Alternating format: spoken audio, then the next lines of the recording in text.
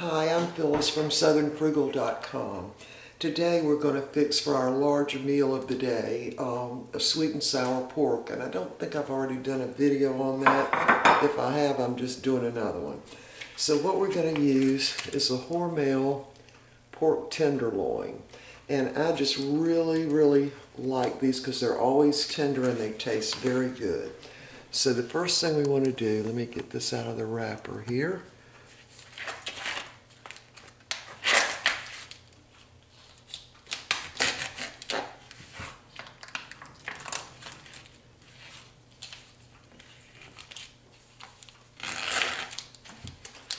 It's going to have some liquid in there, so we need to, well, let me just use my scissors. Need to get that out of that wrapper. Open it up. It's going to be some liquid in there. I've got this paper towel down so I don't get that all over my counter. I'm just going to dry it off a bit. And then we're going to cut it up into small, really bite-sized pieces. So the first thing I'm going to do is just cut some slices, big, thick slices.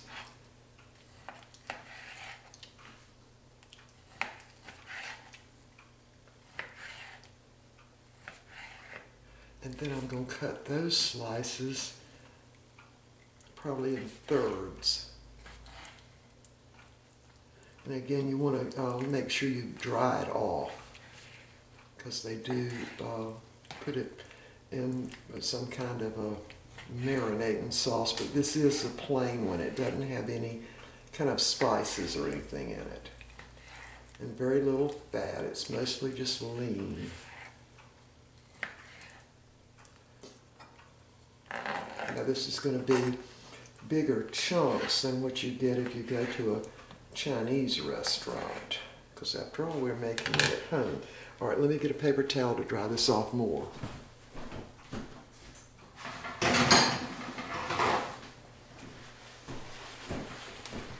You just want it very dry.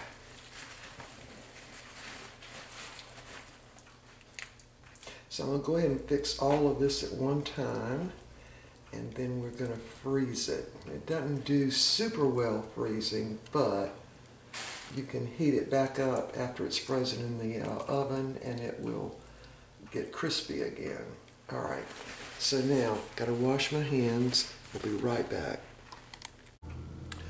All right, now we're ready to coat our pork, and I'm going to go ahead and plug in my Fry Daddy, because we're going to deep fry this. I've already got my plate out over here for when I drain it after I fried it. Alright, so we're going to use about a tablespoon or so of cornstarch right on this pork, just to kind of dry it out a little bit and make everything a lot easier. Maybe a little more than a tablespoon. Just let that sit there a minute. Alright, so we're ready to fix our coating. And that's going to be 1 egg. I'll just beat that up a little bit.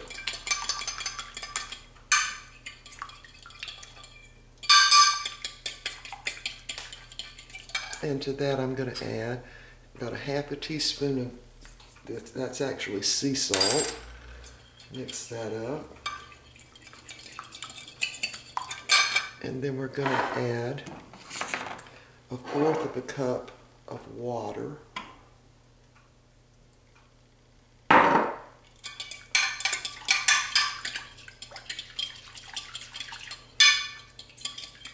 And to that we're going to add, we're going to add 1/2 cup of just all-purpose flour.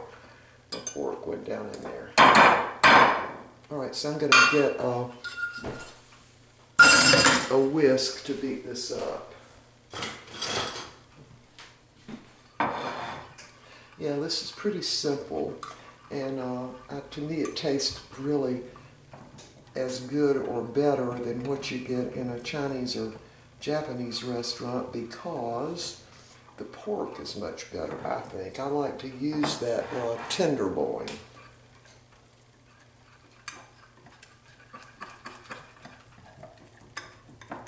Now you don't have to have it all mixed up perfect because it'll work even if it's not, all the lumps are not out of it. It'll still work great. Alright, that ought to be good enough. Now we're going to use our hands again and get some of that cornstarch kind of coating all these little pieces. Now you could use flour for this, but really the cornstarch I think works better. Cut that little bit of fat off. Yeah. Alright, so now we're just going to put it all in this little coating at one time. And just make sure every piece is coated with the flour and egg and water mixture. There's another little piece of fat I'm going to cut off.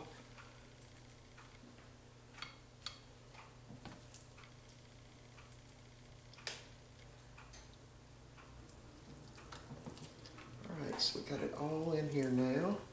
And this is the pork tenderloin, really from Walmart. And it's the Hormel, and it's about a little over a pound. So we want to get that pork all coated really good. Now when you start deep frying this, of course, you want to make sure your oil is hot enough. And you can test it out by just dropping a little bit of the batter in there and see what it does. And I will be able to probably fry about 4 pieces at one time. Alright, now I've got to get my area cleaned up. So I've got to get a paper towel to cut the camera off. And we'll be right back. Alright, so I've got my oil all hot. I did check it by just dipping just a little bitty drop of the batter in there and see if it comes right back up to the surface, which it did. So we're going to go ahead and put about 4 of these pieces in the batter.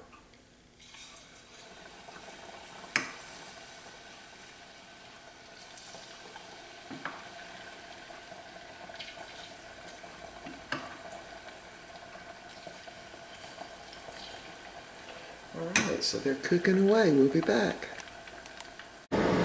Alright, we have fried our first 4 big chunks of the pork till it's golden brown. Then I'm going to finish frying the rest of them. Then I'm going to place them on this pan with a little rack on it, put them in the oven at about 200 degrees to wait till I get everything else ready. So we're going to go ahead and finish frying these and then we'll be back. Alright, we have finished deep frying the pork and I'm going to put that in the oven. I've got my oven on about 200 degrees. And just to keep this crispy while we fix the stir-fried vegetables, and we're going to fix a sweet and sour sauce. Well, it's actually a purchased sweet and sour sauce, but we're going to add a little something to it. Alright, we'll be back. I'm going to move y'all over to the other side, so hold on. Alright, we've got all of our pork in the oven waiting. It's going to be the sweet and sour pork. So we're going to fix some bird's eye stir-fry. And I just get this at Walmart. It's Oriental stir fry. This thing, you see it. Just bird's eye. And we've already cooked part of this bag, but I think I'm going to go ahead and cook the whole bag because we're going to make really 2 meals out of this. And I want to go ahead and cook the stir fry. It comes with little packs of stir fry sauce, and you put that in at the end. You just really follow the directions. So it takes 10 to 12 minutes. So the only thing different I do is I add a little bit of sesame seed oil. It calls for about a tablespoon of oil in the skillet. Now they say to use a non-stick skillet, but I prefer to use my stainless steel. So I'm going to put maybe a teaspoon of the sesame seed oil in there, and I'm heating the burner up to medium high. As soon as that gets hot, well, it's almost there now. Yeah, it is. Alright, we're going to dump those in, and I'm going to cut this off because I don't want the grease all over my camera lens. So we'll be right back. Well, I'll show you the skillet.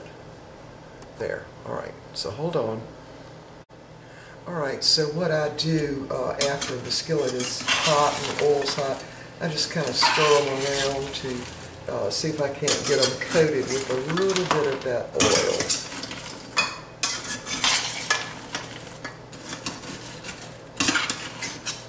Yeah, these stir-fried vegetables are really, really good. All right, so we're going to leave this on. I'm going to, heat it up and get it up to where it starts actually cooking them, and it'll take about 12 minutes. Then we're going to put this little sauce on it. Alright, so now we're ready to fix our sweet and sour sauce for the pork. So I just used the sweet and sour sauce from Kiki Man, and I add something to it. So what we're going to do is add some pineapple, and this is some pineapple I had frozen, and I just cut the core out of it and cut it up into little bitty chunks. So we're going to put that on and kind of bring that up to a boil. Add just a little bit of brown sugar, maybe just a tablespoon or so. Sprinkle that around. And I'm going to also put in a little bit of teriyaki, just a little bit. Tablespoon or so. Alright, and once this comes up to a boil, I'm going to dump this in, heat it all up, and when the vegetables get done, we'll be ready to eat. So, and I've already cooked the rice, by the way. Cooked a big pot of jasmine rice while my pork was cooking. Alright, so when this gets ready, we'll be back. Our stir fry has completed cooking, and now I'm going to add the stir fry sauce, and this is just what comes in the packet. Actually, I think it comes with 3 little packs of this in that big package. So I'm just going to cut it open with the scissors. Dump it right in.